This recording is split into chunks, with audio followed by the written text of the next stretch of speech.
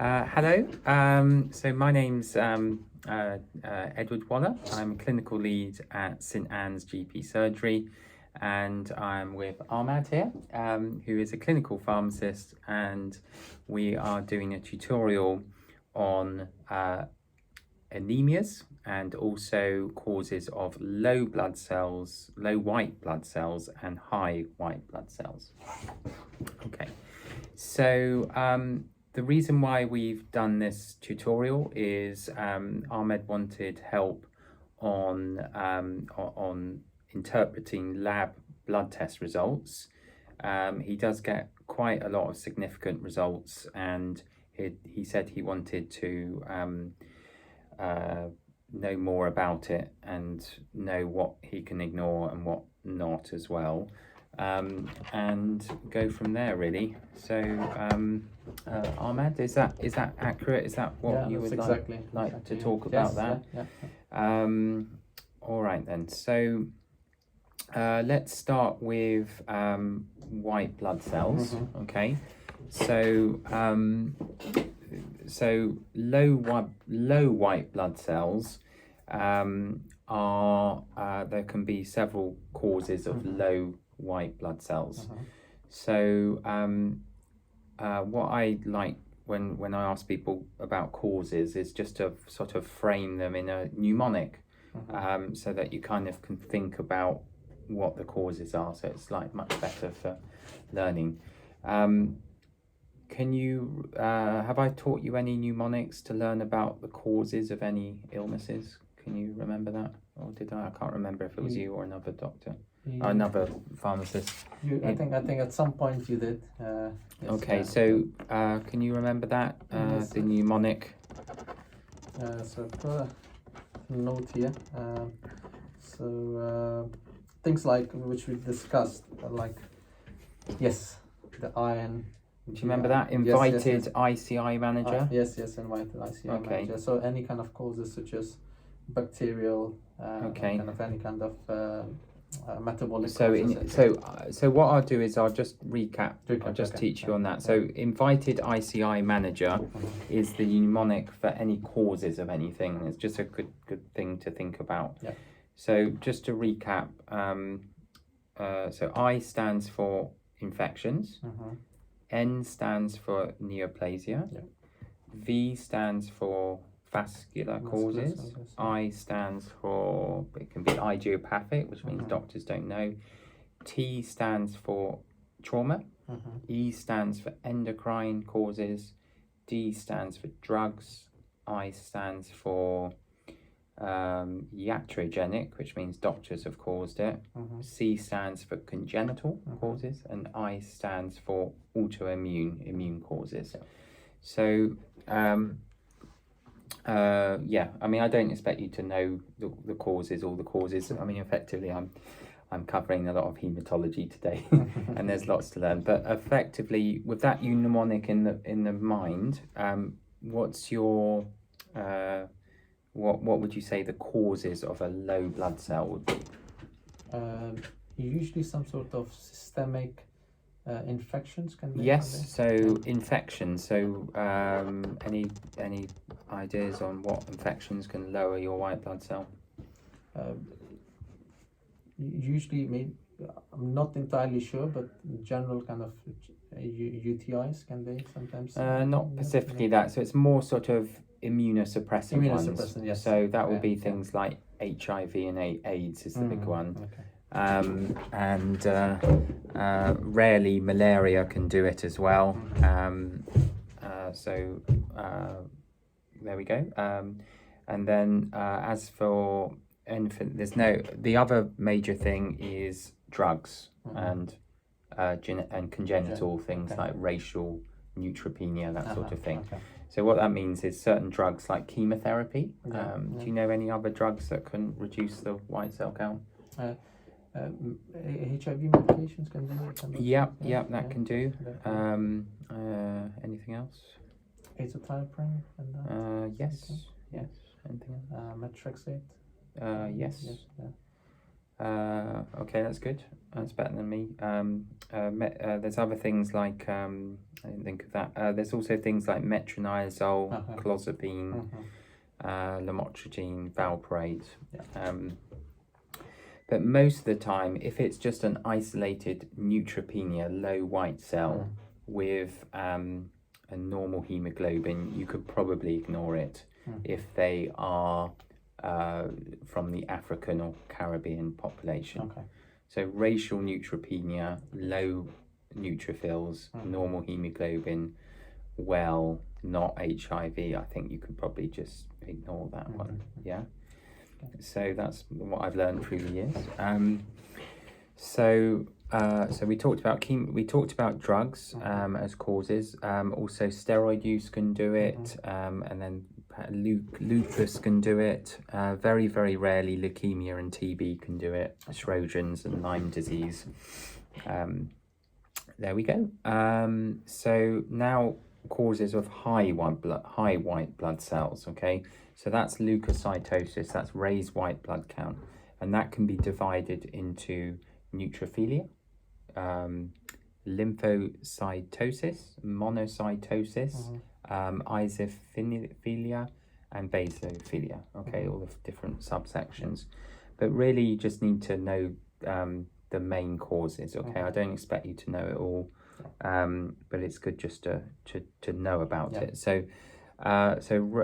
Causes of raised white blood count. So what would you say the commonest causes of raised white blood count are? From my understanding, what I've read about, certain medications can cause it as well, or is it? Yeah, that's always down as that can be due. What medications can cause a raised white blood count? Not entirely sure which medication, but from what I've learned is that there's certain medications. Yeah, so steroids is the one. White blood cells, prednisolone can cause a raised white blood count. It can increase. Oh, okay. I mean, it is rare, but it's just something to know. And lithium apparently can do it as well. Lithium, yeah. But there we go. All right, that's drugs, but that's not that common. Anything else you know that can cause a raised white blood count? Certain health condition, cancer. Yes. Yeah. So that will be under things like leukemias. It's mainly leukemias really. So raised white blood count, basically think infection, think inflammation, yeah? So that's raised neutrophils, infection, inflammation. Also things like pregnancy can do it, and smoking as well, and stress. So it all depends on the clinical context, really. More specifically, with raised lymphocytes, think anemias, especially if there's low hemoglobin with it. Really, I would only really think of that if the lymphocytes are, if you've got low hemoglobin with raised lymphocytes. And then raised monocytes, think cancer, think infection. You can definitely ignore it if there's raised monocytes, which is only a little bit, and normal hemoglobin. Okay. Eosinophilia. Do you know the causes of a raised eosinophilia with a normal hemoglobin? What would that make you think of? Do you know anything about that? Not sure. No. Okay, so raised eosinophils, think asthma, think hay fever, think eczema. Allergic causes. So it's the sort of atopic things, and also parasites. All right. So if they've got any tummy pain or diarrhea, it's definitely worth doing a poo test for looking for any parasites. Things like Strongyloides, for instance, which is a rare one. So that's eosinophil. And then basophil's just not relevant. Just one of those things you just don't really need to know unless there's low hemoglobin and a massively raised basophils, think a very rare leukemia. So that's the white cell thing. So let's move on now to anemias. Okay, so anemias are very common, and what sort of symptoms do you get if you're anemic? Usually tiredness, weakness, dizziness. Yeah, very good. These are symptoms you usually. Anything else? Usually, sometimes lack of appetite, feeling Not really. Well, it could be indirectly lack of appetite if it's a cancer, I suppose. Usually the main symptoms you get is feeling a bit faint, kind of tired, fatigue. Yeah. These are the main symptoms which. Okay. If you're anemic. Yeah. I've heard about things like hair loss sometimes. Yeah, very good. Excellent. Hair loss. Yeah. So hair loss, tiredness, dizziness, and what other major symptom do you get with anemia?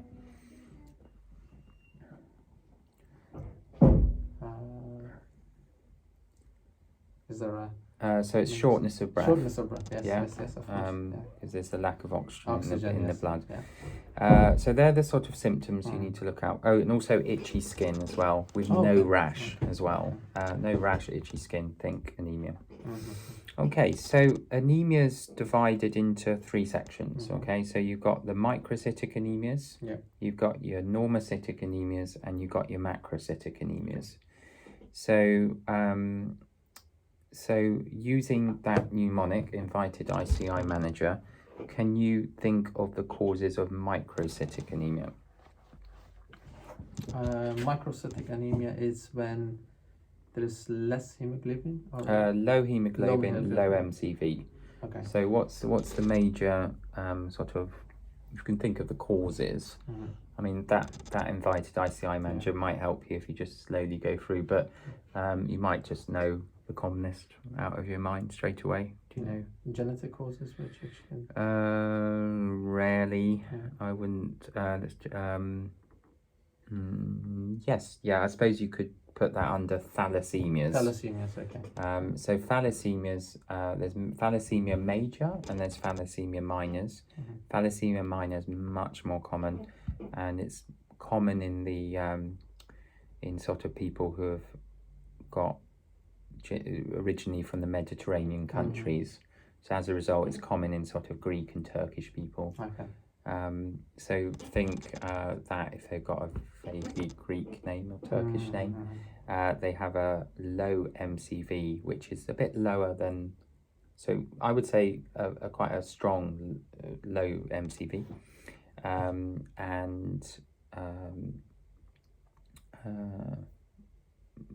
they have normal hemoglobin or sometimes low hemoglobin, but normally it's a normal hemoglobin with a low MCV. So it kind of came out as a genetic mutation because malaria was around malaria's been around for thousands of years, and basically people who are thalassemia major or thalassemia trait are protected against malaria, and that's the rationale that in the past there was a lot more malaria around the Mediterranean belt, and that's why there's a lot of thalassemias. So that's the interest there.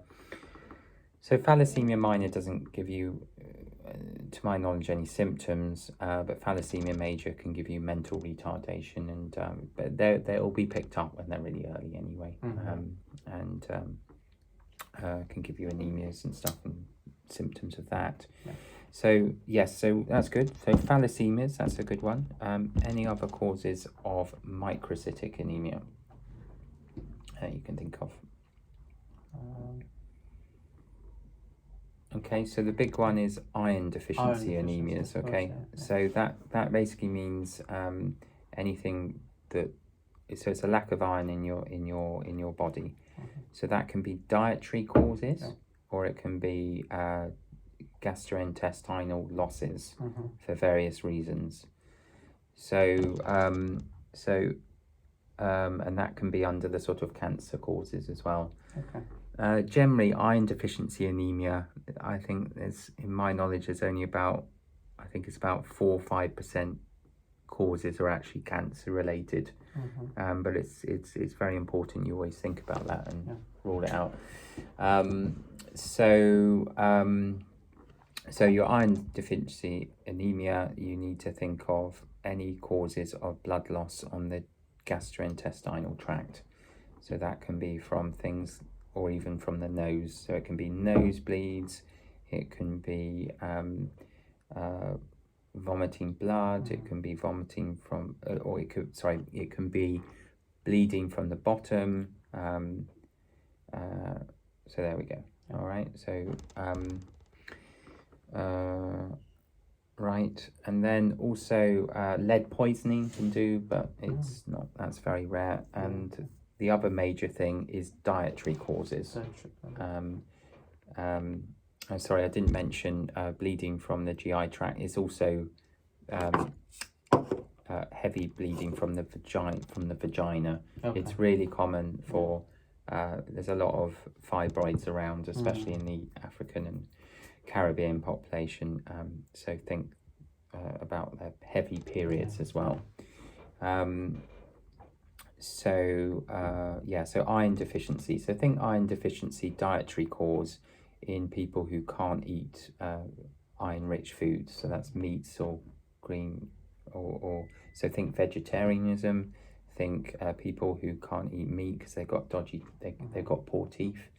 And you give them 3 months of iron if it's dietary, and then repeat full blood count in 4 months. But that's if you think there's nothing else going on, like cancers or something like that. If there are no additional symptoms, basically, which could indicate. So it all depends on the kind of story and examination. Okay, so let's move on now to normocytic anemias. So normocytic anemias, so that's what's the major cause of normocytic anemias that you can think of? Folic acid and B12? No, that's macrocytic. Okay. Yeah. Normocytic. Can you think of any causes? Is that when hemoglobin is enlarged? So it's low hemoglobin and normal MCV. Normal MCV. So that's normocytic anemias. Okay. Would that be things like more kind of serious causes as sickle cell?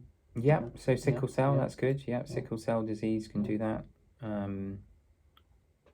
Anything else you can think of? So anemia of chronic disease is the big one. Okay. So that means things like chronic renal failure. Okay. Things like vasculitis, things like rheumatoid arthritis, sometimes things like inflammatory bowel disease. So that's the anemia of chronic diseases.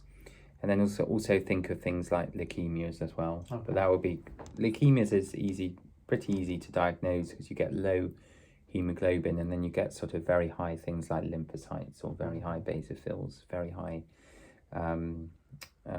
monocytes, that sort of thing. And hemolysis as well, breakdown of blood can do it, anything that can do like that. So that would be something like causes hemolysis, so that's things like hemolytic anemias. That would be things like rare things like G6DP deficiency, when people are given fava beans, then they go all jaundiced and anemic, and that's all rare and fairly interesting. So that's that bit. And then finally, let's move on to macrocytic anemias. So if you just think of the causes of macrocytic anemias. Again, it could be dietary as well. Yeah. So dietary.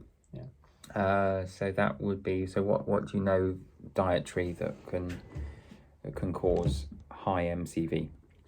So usually is it more related to kind of folic acid and so low folic acid as well. Very good. Excellent. So low folic acid, low vitamin B12 as well. Anything else you can think? medication can? Yeah, very good. So what medications can cause a high MCV? Methotrexate? Yes, yeah. yes, it can. Okay. Anything else you can think of?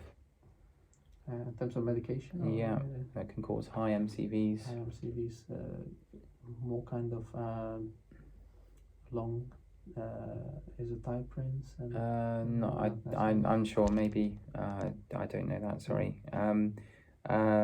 So carbamazepine can do it, and alcohol can do it. HIV drugs can do it. Okay. There we go. Okay, so anything else that can cause your MCV to go up that you can think of? So you've mentioned alcohol, folic acid, vitamin B12, they're the main ones. Anything else? Would pregnancy play? Yes, that can do that. Yeah. Okay. Anything else? No. So liver disease can do it. It's kind of probably linked with alcohol, but liver disease can. And the other one is underactive thyroid. Can sometimes cause high MCV, but fairly rarely. So that's that. So before we finish, is there anything else you want to talk about on these topics? I think it was quite clear. Okay. Everything was covered. Good. I think you're okay. Okay, have a think about that. I just want to go a bit more into vitamin B12 deficiency as well, because that's quite a you need to think about the causes of vitamin B12 deficiency as well. So, do you know any causes of vitamin B12 deficiency? Again, similar to before, dietary. So dietary. So veganism is the big one. So you need to ask about their diet. Are they missing meat, etc.? And the other big one, cause of vitamin B12, I think. Genetic causes? Not so sure about that. I don't think so. Autoimmune conditions. Pernicious anemia. You remember that? So pernicious anemia. So what that means is when you get a low vitamin B12, you need to try and work out, is it dietary? Is it autoimmune? And to work that out, what you do is you order a anti-intrinsic factor antibody and an anti-parietal cell antibody blood test. And if any of them are positive, then you can commit them to 3 months of vitamin B12 injections for life. Okay, every 3 months? Yes. And that will prevent them from getting the symptoms of vitamin B12 deficiency, which are things like tiredness, pins and needles, low mood. All right. So do remember that trick to check to see what type of vitamin B12. It's actually poorly absorbed vitamin B12 tablets in the stomach. So that's why generally you should go for vitamin B12 injections if it's autoimmune. But for dietary, you can give tablets and just tell them to give dietary advice. For 3 months as well? Or? So I would probably just ask them to change their diet and just give them a couple of months of vitamin B12 tablets, that sort of thing. But if they can't do that, then just give them tablets really. Sort of vitamin B12 foods that for the vegans are things like nuts and eggs, cereals, that sort of thing. And then hopefully they get enough vitamin B12. So there we go. So that's it, your teaching on your anemias. Can you think of anything else that you can think of? Any other questions, anything like that you can think of?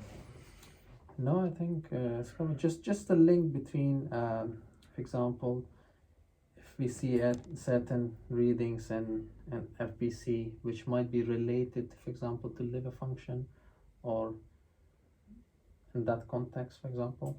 Okay, so liver function. So chronic liver disease can be anemia of chronic disease, where you get low hemoglobin and normal MCV, or it can be